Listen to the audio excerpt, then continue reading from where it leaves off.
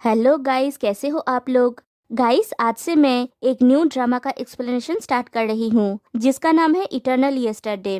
ये एक Japanese ongoing BL drama है जिसके मेन कैरेक्टर्स का नाम है Yamada Koichi and Omi Mitsuru, लेकिन हम उसे मिच्चन कहेंगे क्योंकि कोइची उसे मिच्चन कह के बुलाता है और वो लोग स्कूल स्टूडेंट्स होते हैं।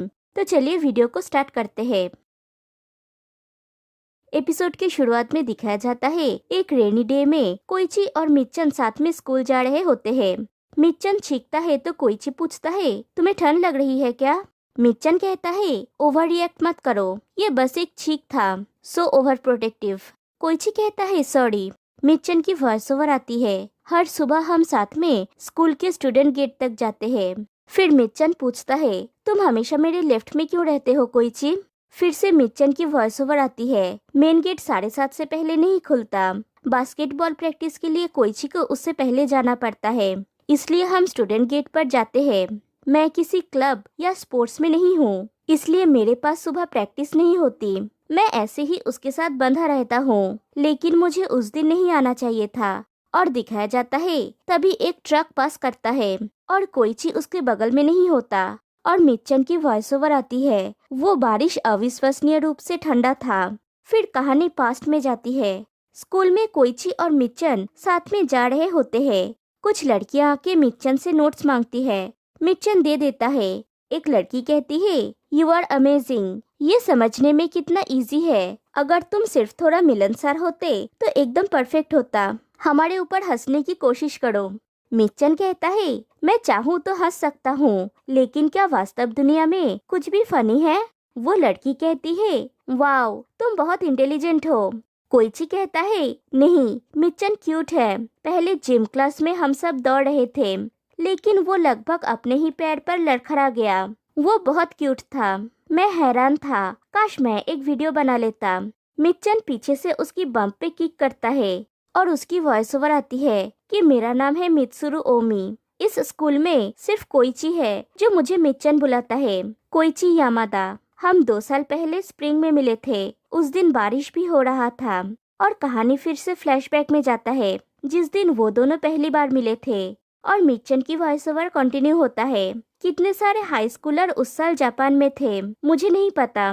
मैं शर्त लगा सकता हूँ उसका नंबर काफी हाई होगा। ऑफ कोर्स उन सारे स्टूडेंट में से कोइची ने उसी स्कूल में और उसी क्लास में दाखिला लिया था जहाँ पे मैंने लिया था, और उसके साथ मेरा आई कांटेक्ट हुआ था।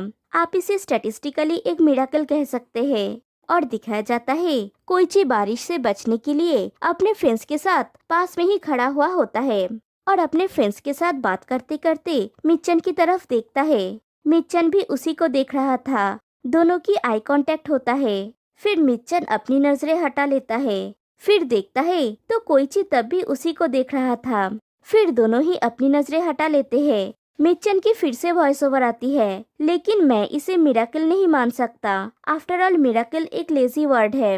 ये अच्छा है जब आप सोचना बंद करना चाहते हैं, लेकिन ये एक आदत बन जाती है। फिर दिखाया जाता है लंच ब्रेक में दोनों ही क्लास में होते हैं। मिच्चन अकेले लंच कर रहा होता है और कोइची अपने फ्रेंड्स के साथ होता है।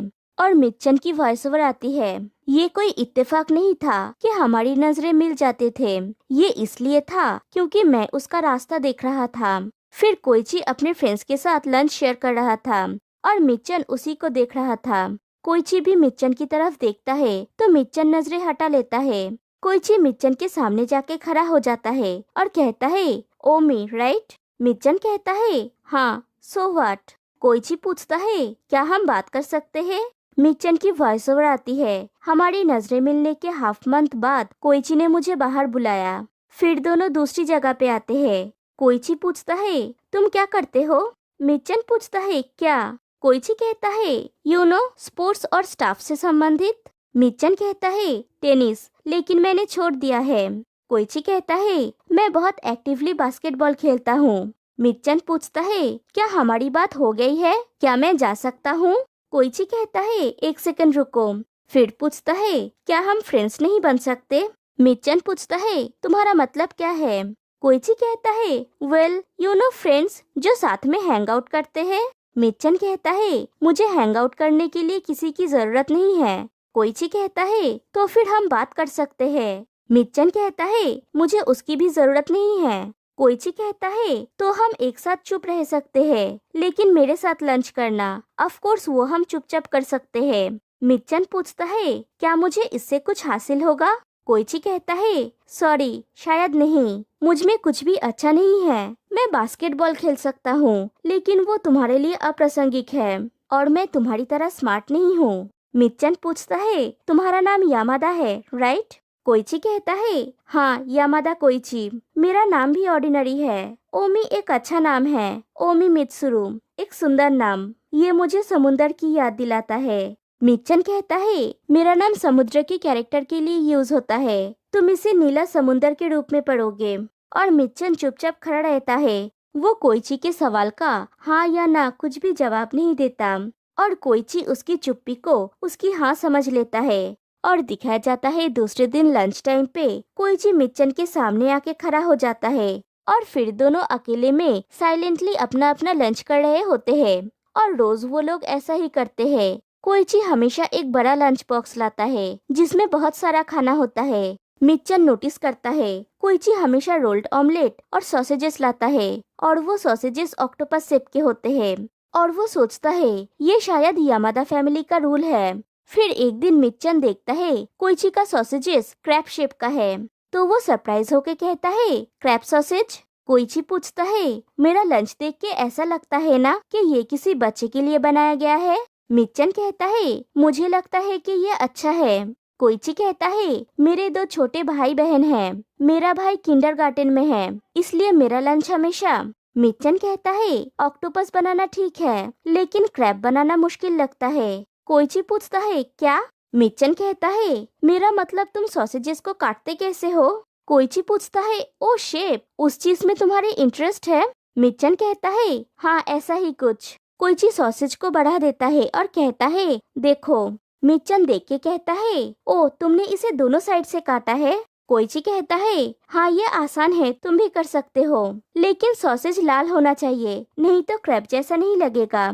फिर मिच्चन को वो खाने के लिए कहता है। मिच्चन वो खाता है। कोइची पूछता है कैसा था? मिच्चन कहता है नॉर्मल। और उस दिन से दोनों ने धीरे धीरे बात करना स्टार्ट किया। फिर दोनों साथ में स्कूल से घर आने जाने लगे। एक दिन ऐसे ही दोनों साथ में एक साथ घर लौटते हुए कोइची पूछता है क्या तुम पहले कभी कैंपेन पे गए हो? मिच्चन कहता है नहीं। कोइची कहता है हमारी फैमिली हर साल कैंपेन पे जाते हैं, बहुत मजा आता है। तुम बारबेक्यू ले जाओ और बीच पे जाओ। मैं सच में बारबेक्यू का एक बड़ा हिस्सा खा सकता हूँ। और ऐसे ही बात करते हुए चले जाते हैं। फिर दूसरे दिन सुबह स्कूल जाते समय कोइची कहता है मैं बहुत टायर्ड हूँ, क्या तुम्हें नींद नहीं आ रही है? सुबह प्रैक्टिस करना टफ होता है। और मिच्चन नोटिस करता है कुछ कारण से कोइची हमेशा मिच्चन के लेफ्ट साइड से ही चलता है। फिर गर्मियों की छुट्टी आती है। कोइची अपनी गर्मियों की होमवर्क करने के लिए मिच्चन से हेल्प मांगता है। मिच्चन लाइब्रेरी के बाहर खड़ा होके कोइची के लिए वेट कर रहा होता है। तभी कोइची आता है और कहता है ओमी, तुम्हें वेट करवाने के लिए सॉरी। फिर दोनों लाइब्रेरी के अंदर जाते हैं। वहाँ पे दोनों अपनी अपनी पढ़ाई कर रहे होते हैं। वहाँ पे एक क्वेश्चन का आंसर कोइची को समझ में नहीं आता, तो वो मिच्चन से पूछता है। मिच्चन उसे समझा रहा होता है। फिर कोइची की तरफ देखता है तो देखता है कोइची उसी को देख रहा होता है। मिच्चन पूछता है क्या तुम सुन रहे हो? कोइची कहता है हाँ, लेकिन मिच्चन को सब समझ में आ जाता है। फिर मिच्चन कोइची को अपने घर में ले आता है होमवर्क करने के लिए। कोइची उसके घर की सब चीजों को देख के हैरान हो जाता है, क्योंकि मिच्चन का बाप बहुत अमीर है। कोइची कहता है ये टीवी कितना बड़ा है, इसमें गेम खेलने में बहुत मजा आएगा। फिर दोनों कोइची के घर में पढ़ाई कर रहे होते हैं। कोइची का भाई आके मिच्चन के गोदी में बैठ जाता है और उसके साथ खेलने के लिए कहता है। फिर कोइची की बहन भी आ जाती है और वो भी वही कहती है। कोइची कहता है ये खेलने का वक्त नहीं है, हम पढ़ाई कर रहे हैं। उसका भाई कहता है हम सुपर हीरोज खेलना चाहते हैं। कोइची कहता है हम तुम्हारे साथ नहीं खेल सकते, हमें परेशान मत करो। कोइची के भाई बहन उसके बुक को खराब कर देता है। कोइची की मॉम उन लोगों के लिए स्नैक्स लेके आती है, लेकिन कोइची के सिबलिंग्स की वजह से वो लोग होमवर्क नहीं कर पाए। इसके बाद मिच्चन धीरे धीरे चेंज होने लगता है। वो बाकी स्टूडेंट से घुल मिल रहा था, उनको पढ़ाई में हेल्प करता था। पहले वो किसी से बात नहीं करता था, जैसे अपने चारों तरफ एक अदृश्य वॉल बनाया हुआ था जिसको कोइची ने तोड़ दिया था। वो बाकी स्टूडेंट्स को टीच कर रहा होता है। एक लड़की कहती है, अब मुझे समझ में आया, ये इतना इजी है। कोइची कहता है, देखा, वो अमेजिंग है ना? मिच्चन अमेजिंग है, राइट? मिच्चन सोचता है, दीवारों को तोड़ दिया, ये पूरी तरह से सही नहीं है। उसने एक दरवाजा बना दिया जिसमें कोई लॉक नहीं है, लेकिन मैं इसके बारे में चिंतित नहीं हूँ। फिर एक लड़का आके मिच्चन के ऊपर चिल्लाने लगता है, तो कोइची उसके सामने ढाल बन के खड़ा हो जाता है। तो वो लड़का चला जाता है और इससे दोनों ही खुश होते हैं। फिर कहानी प्रेजेंट में आती है और वो सीन दिखाया जाता है जहाँ से एपिसोड स्टार्ट हुआ था।